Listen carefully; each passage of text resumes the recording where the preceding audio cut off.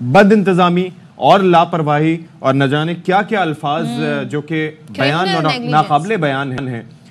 وہ کہنے کا دل چاہتا ہے کہ ڈائلیسس کے یعنی کہ جو لوگ آلریڈی اپنی زندگی سے بیزار تھے، مجبور تھے، کسی طرح سے سروائیو کرنا چاہ رہے تھے، گردوں کے ایسے مرض میں مبتلا تھے کہ ڈائلیسس ان کے لیے ضروری تھا، ان کے 25 مریضوں کی مشکلات بڑھا دی ہیں اور انہیں HIV میں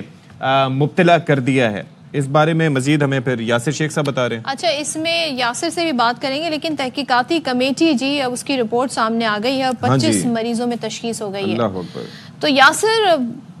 اس کو ہم کیا کہیں، یہ تو مجرمانہ فیل ہے، اسے ہم غفلت بھی نہیں کہیں گے، کیونکہ یہ میک شور کرنا کہ مریض کو جو جس طریقے سے بھی ڈائلیسس ہو رہا ہے یا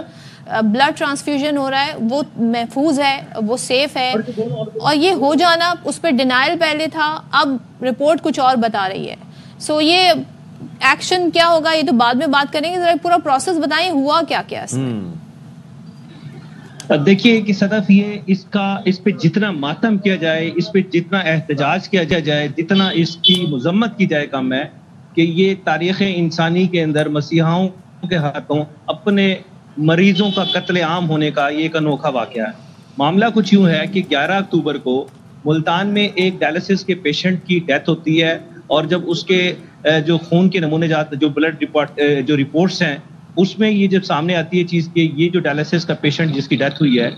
وہ جو ہے HIV ایڈز کے جو ہے مرض میں مبتلا تھا۔ اس کے بعد سے چیزیں انہوں نے انڈر کارپیٹ کرنا شروع کی۔ جب لوائقین کو معلوم پڑا کہ ہمارا جو پیشنٹ ہے وہ ڈائلیسس تو تھے ہی تھے، گردوں کا امراض تو تھا ہی تھا، اس کے ساتھ ہی جو ہے اس کو ایڈز بھی ہو گیا، تو انہوں نے تشویش کا اظہار کیا، کوئی سینسٹائزیشن شروع ہوئی۔ تو ان سائڈ نشتر نے اپنی ایک مینجمنٹ کمیٹی نے فیصلہ کیا کہ ہم ذرا تھوڑا سا اس کو انویسٹیگیٹ کرتے ہیں۔ اس انویسٹیگیشن کے اندر 11 اکتوبر سے لے کے آن ورڈ جو ہے 11 نومبر تک 272 پیشنٹس کے جو ڈائلیسس ہوئے تھے ان کے جو ہے نمونہ جات انہیں گھروں سے بلا کے کال کیا گیا، اور آپ کو پتا ہے کہ ڈائلیسس جن کو ہو رہے ہوتے ہیں تو وہ نارملی اللہ تعالیٰ ان کو سب کو صحت دے، وہ 3 سے 4 مرتبہ بھی جو ہے وہ ریپیٹ ہوتے ہیں، once in a month, once in a week۔ تو انہوں نے ٹارگٹ کیا کہ وہ جو پہلے ڈائلیسس ہو چکے ان کے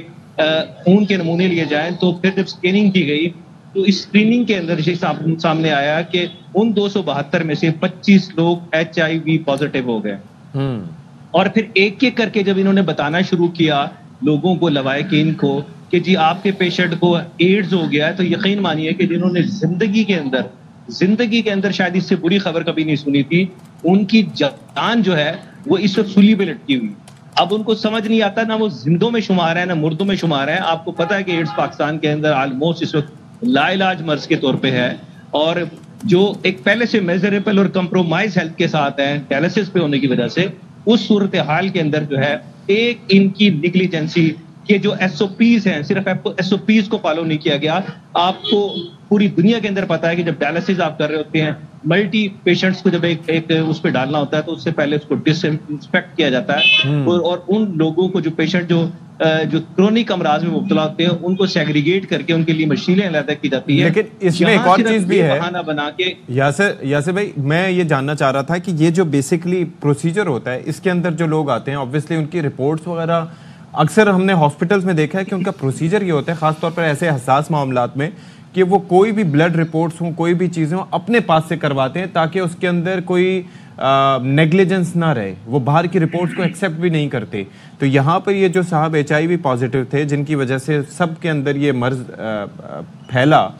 تو ان کی رپورٹس کے اندر کیا غلطی کی گئی تھی؟ انہوں نے رپورٹس اپنی سبمٹ کروائی تھیں، یا پھر یہاں پر ان کے ٹیسٹ نہیں کیے گئے تھے، یا پھر ٹیسٹ ہونے کے باوجود، پتہ ہونے کے باوجود یہ عمل کیا گیا؟ ہوا کیا یہ ہوا یہ ہے کہ چونکہ بہت سارے جو پیشنٹس ہیں وہ ملٹی ٹائم ڈائلیسس پہ ہوتے ہیں کہ ایک ہفتے کے اندر بھی ان کو 2-3 دفعہ جانا پڑتا ہے، تو یہ نارملی پروسیجر یہ بنایا ہوا ہے جو کہ انفارچونیٹ ہے کہ ہر مرتبہ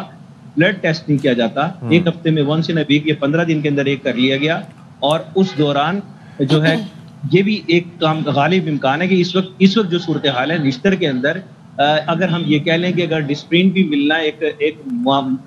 معجزے سے کم نہیں ہے، کہ سمجھ نہیں آ رہی کہ لاکھوں کروڑوں روپے کا جو ادویات کا بجٹ ہے وہ کہاں جا رہا ہے، ٹیسٹ کی کٹس کہاں جا رہی ہے۔ اور یہ لوگوں کو پھر ریفر کرتے ہیں باہر کے، جی باہر سے کرا لیں، ہمارے پاس ٹیسٹ کی سہولت موجود نہیں، ہمارے پاس یہ بیگز موجود نہیں۔ اس کو کہنے کو یہ سرکاری علاج گاہ ہے، یہ نشتر جنوبی پنجاب کی، جس کے باہر میں آپ سے مخاطب ہوں، یہ جنوبی پنجاب کی سب سے بڑی علاج گاہ ہے، لیکن سب سے بڑا بزبہ خانہ بن چکا ہے۔ ٹھیک ہے، آپ کو یاد ہوگا کہ ہم نے رپورٹ کیا تھا 1 سال پہلے کہ یہاں لاشیں جو